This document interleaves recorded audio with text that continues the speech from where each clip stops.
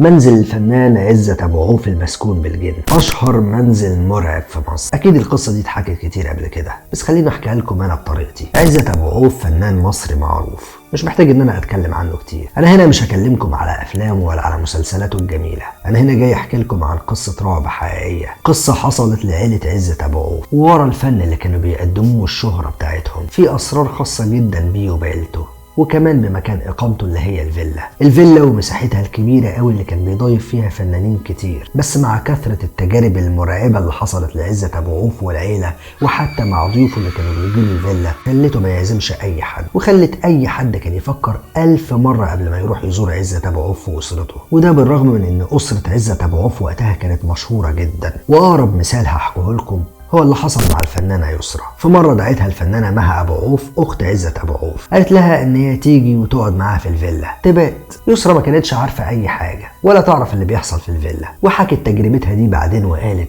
بتقول إن هي كانت مدعوة على العشاء في الفيلا بتاعت صاحبتها مها، وفضلت هناك لحد بالليل متأخر، وأصرت مها إن هي تكمل معاها الليل وتبات، وهي بتقول أنا ما كانش عندي أي حاجة تاني يوم، فوافقت وقلت لها ماشي. بتقول خدتني معاها لأوضة نومها عشان أنام، وقعدنا بقى نتكلم كتير قوي وصرنا لحد الساعة 3 الفجر. خلاص خلصنا كلام وحسينا ان احنا عاوزين ننام، فقفلنا النور ولسه بنحاول ننام، بس فجأة سمعت صوت حد ماشي بره، كان الصوت واضح جدا. يسرا بتقول كمان ان الصوت ده كان عمال يقرب من الأوضة بتاعتها. اتفزعت، شعرها وقف من الرعب، لان ما كانش فيه اي حد موجود في الفيلا غيرها هي ومها، فمين بقى اللي هيتحرك ويمشي في الفيلا؟ وكمان صوت رجليه كان عالي جدا، مش هيبقى حرامي اكيد، ده اكيد حاجة تانية. يسرا بتقول مديت ايدي لسرير مها وصحتها من النوم، وقلت لها اللي سمعته واللي بيحصل، فانصدمت اكتر من مها. لقيتها ببساطه كده بتقولي ان هو شبح، وانهم متعودين عليه ومتعودين على العيشه معاه كمان، لان هو مش مؤذي ومسالم جدا وبيعيش معاهم في الفيلا من زمان. حتى عزت ابو عوف قال بعدها لما سالوه عن الموضوع ده، قال ان الشبح كان موجود دايما بالليل، كان بيظهر لهم بوضوح على هيئه ظل راجل عجوز، والظل ده كان بيبقى شايل في ايده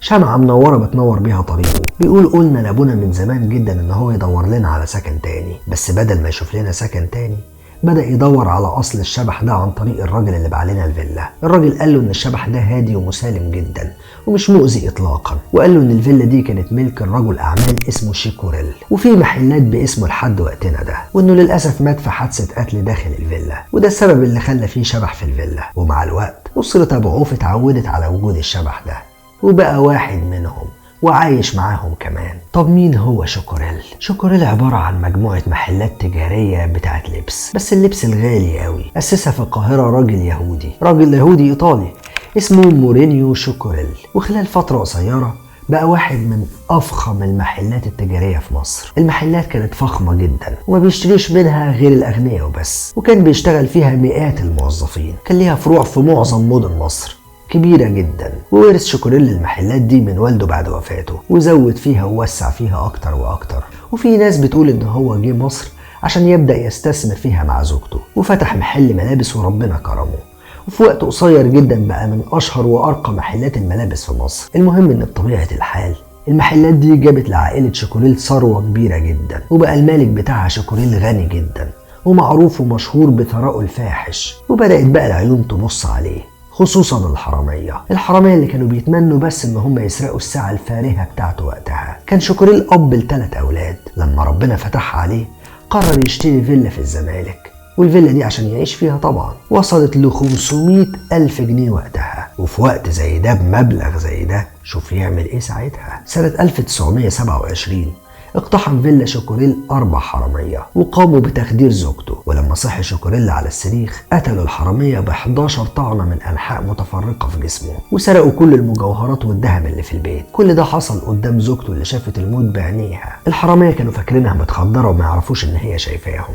فسابوها انها تعيش، وده طبعا بعد ما سرقوا كل اللي قدروا يسرقوه. ومفيش كام يوم والحكومة قبضت على الحرامية، ألقت القبض على المجرمين وكانوا 4، وده طبعا بفضل شهادة زوجة الخواجة. بعد كده عرفوا ان العقل المدبر للجريمه دي هو انيست خريستو، اللي هو كان السواق بتاع شوكوريل واللي كان طرده قبل كده شوكوريل لسوء سلوكه. وحصلت الجريمه دي بالتواطؤ مع ادواردو ده سواق زوجة شوكوريل، وهو اللي سهل عمليه القتل ودخول البيت وتخدير الخواجه وزوجته وكل حاجه. وقال انيست ان هو قام بقتل شوكوريل عشان ينتقم منه، وده لانه طرده، وقال على سمعته وحشه جدا، وكمان عشان يسرق المجوهرات الغاليه اللي موجوده في البيت.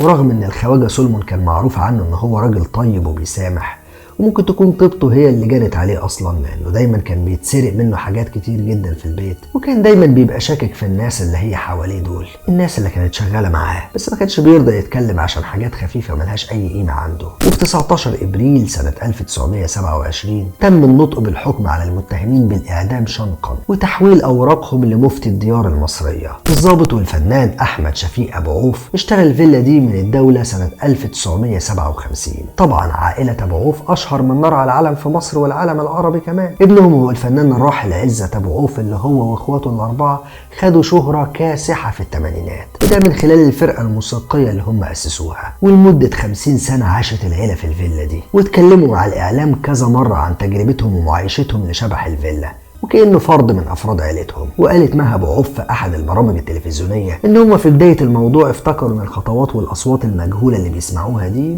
جاية من الجيران مثلا، أو مثلا في فيران موجودة في البيت، أو إن في حد ماشي بره. لكن بتقول إن أمي كانت بتسمع الأصوات دي دايما وبتقول لأبويا، فكان دايما يتريق عليها وما يصدقهاش. بعدها جدتي جابت لنا حاخام وقص وشيخ، وده عشان يخرجوا الشبح ده. الغريب ان سولومون شيكوريل شبع وصف العائله للشبح اللي كانوا بيشوفوه في الفيلا. وقالت برضو انه في مره كان خالي بيذاكر وخلص ونام على المكتب عشان يرتاح شويه، فسمع انفاس وصوت خطوات رجلين ماشيه جنبه، ولما بص وراه شاف شبح بملابس سودة، ما عدا الرقبه كانت بيضه وشعره متسرح لورا، وعينه كمان كانت لبره وشه. بتقول خالي اتفزع من المشهد ده، بس جمد قلبه وحاول ان هو يبعد الكائن الغريب ده من قدامه. قعد يضرب فيه بس ايده مش بتعدي من جسمه، كأنه كان بيضرب في الهواء. خالي طلع يجري لأوضة امي وشعره بيض تماما وواقف وكأنه شاف الموت بعينيه. مع ابو عوف برضه بتقول ان ابويا في مرة كان في البيت لوحده، وده لاننا كنا مسافرين اسكندرية، وكان ابويا بيلحن ونسي مقطوعه موسيقيه، فساب العود وراح ينام، وفجاه لقى المقطوعه اللي نسيها دي بتتعزف من الخارج على العود بتاعها. بعدها بدا يظهر الشبح ده في اوضه نوم ابويا،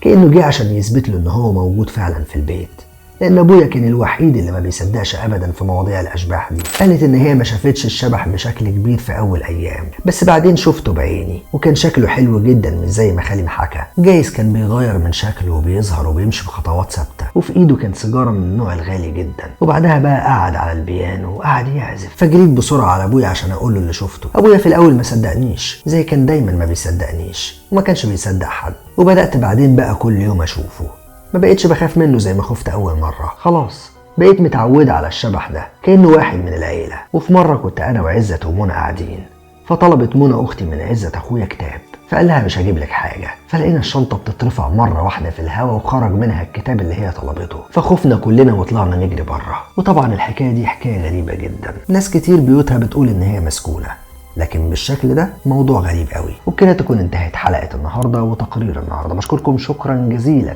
كان معاكم محمد جويلي وبرنامج الكهف. سلام عليكم.